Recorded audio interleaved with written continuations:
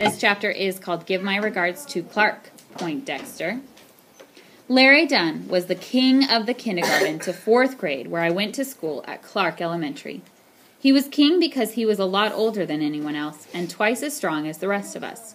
He was stronger because he was almost full grown and he'd flunked some grade 2 or 3 times. He was the 3rd oldest kid at Clark. The only ones older than him and stronger than him were Byron and Buphead, who were in the 6th grade and who'd also flunked some grade at least once. We weren't sure because it was something that Mama and Dad didn't talk about. Larry Dunn was king of the kindergarten to 4th grade only because Byron didn't care about them. Larry was the king of Clark, but Byron was a god. It seemed like that would make me a prince or real strong angel or something, but it didn't work that way. I was just another 4th grade punk.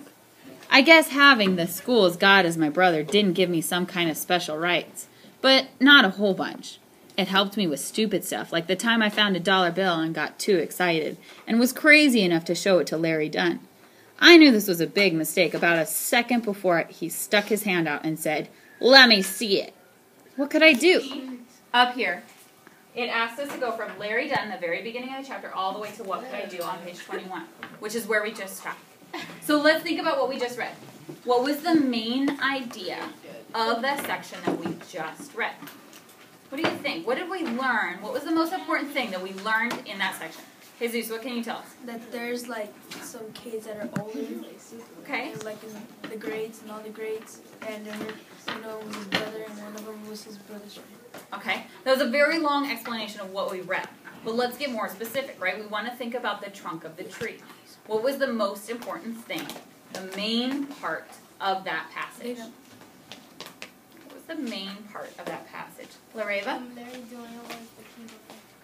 Larry Dunn was the king of 4th grade. There we go. So let's write that on this line. Larry Dunn was the king of 4th grade.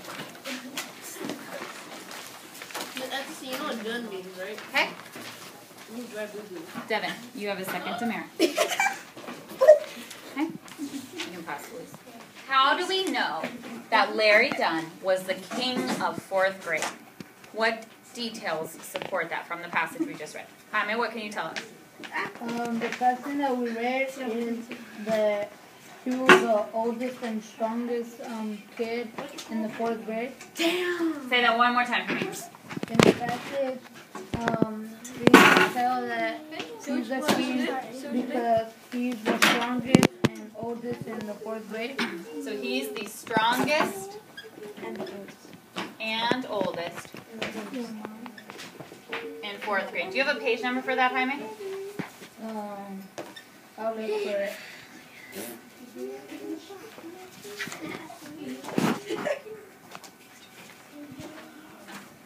It's in 20. Oh, yeah. Okay, great. Oh my God! What is another detail that we have to support this? What's another detail? How do we know Larry Dunn was the king of 4th grade? Donna?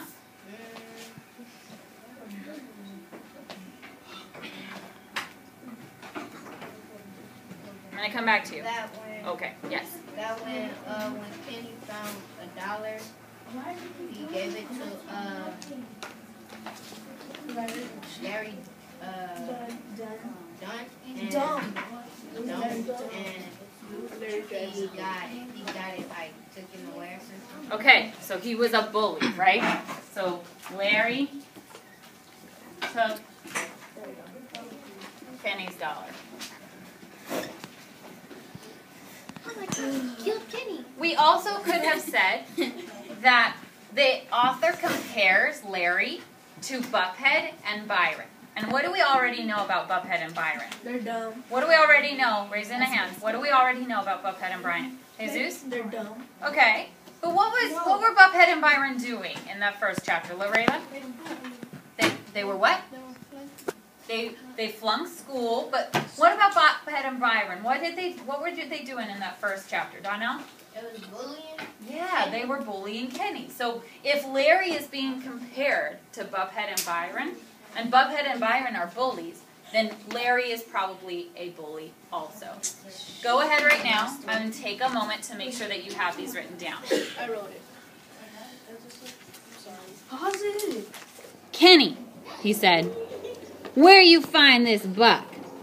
Outside the school, over by Kenilworth. Larry turned my dollar over and over, and I started getting nervous. You know what, Kenny? What? I held my breath. This is some real strange stuff, but I lost 50 cents over on Kenilworth yesterday, and I bet my 50 cents got hooked up with someone else's 50 cents and made this here buck. Phew! I let my breath go, smiled, and nodded. We went to the store to get change, and Larry Dunn got Buck back the 50 cents he lost, and I got to keep the other 50 that got hooked up with Larry's. I knew if it wasn't for Byron being my big brother, Larry would have said something like, since my 50 cents found this other 50 cents and they hooked up to make this here buck, I'm going to keep the whole thing. You know the rules. Finders, keepers, losers, weepers. Having the school's God as my relative helped in some other ways too. I had two things wrong with me that would have gotten me beat up and teased a lot more than I did if it hadn't been for Bi. The first thing was, because I loved to read, people thought I was real smart. Teachers, especially. Teachers started treating me different than other kids when I was in the first grade. At first, I thought it was cool for them to think I was smart. But then I found out it made me enemies with some of the other kids. Back when I was in second grade, Miss Henry used to take me to different classrooms and have me read stuff out of the Bible or the newspaper in front of the other kids. This was a lot of fun until I started looking up from what I was reading and noticed that while Mrs. Henry and the other teachers were smiling a mile a minute, all the kids had their faces twisted up or were looking at me like I was a six-legged dog. 2 years ago, Miss Henry took me to Mr. Allum's 5th grade class.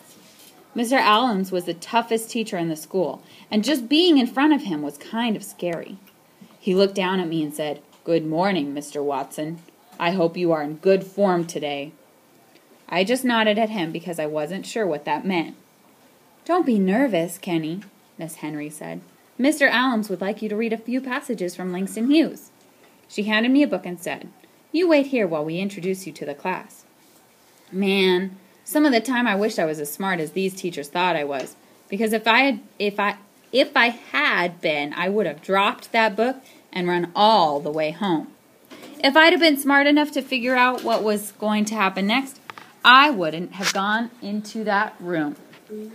I stood in the hall looking at the stuff they wanted me to read while Mr. Allums told the class, "All right, I have a special treat for you today. I've often told you that as Negroes the world is many times a hostile place for us." I saw Mr. Allums walking back and forth, whacking a yardstick in his hand. I pointed out time and time again how vital it is that one be able to read well. I've stressed on numerous occasions the importance of being familiar and comfortable with literature. Today, Miss Henry and I would like to give you a demonstration of your own possibilities in this regard. I want you to carefully note how advanced this second grade student is, and I particularly want you to be aware of the effect his skills have upon you. I want you to be aware that some of our kids read at miraculous levels. I saw Mr. Allums point the yardstick at someone somewhere in the class and say, "Perhaps you'd like to finish the introduction. I think you know our guest quite well." Whoever he pointed out at said, "What? I didn't do nothing." Miss Henry waved for me to come in and stand in front of the class. I guess I was too nervous about Mr. Allums to have recognized the voice before. But as soon as I walked into the room, I froze. There, in the two seats closest to the teacher's desk in the very front row, sat Buphead and Byron. The Langston Hughes book jumped from my hand, and the whole class laughed. Everyone but Byron. His eyes locked on mine, and I felt things start melting inside of me. Mr. Allums slammed the yardstick on his desk, and the class got real quiet. Let's see if you find this so humorous after you've heard how well this young man reads. And Byron Watson, if you are incapable of taking some of that fire out of your eyes, I assure you I will find a way to assist you. If, instead of trying to intimidate your young brother, you would emulate him and use that mind of yours, perhaps you'd find things much easier. Perhaps you wouldn't be making another appearance in the 5th grade next year, now would you, Byron got one more dirty look in at me, then looked down at his desk. Mr. Allums might as well have tied me up to the pole and said, "Ready, aim, fire." I read through the Langston Hughes stuff real quick, but that was a mistake. Miss Henry said, "Slow down some, Kenneth," and then she took the book from me and handed it back upside down. She had a great big smile when she told Mr. Lums, "When he goes too fast, this slows him down a bit." I read some more with the book upside down and got some real strange looks from the 5th graders. Finally, they let me quit. Mr. Lums stood up and clapped his hands, and a couple of the old kids did too. Byron never looked at me the whole time, but Bubhead was giving me enough dirty looks for both of them. "Bravo! Outstanding, Mr. Watson. Your future is unlimited. Bravo!" All I could do was try to figure out how to get home alive.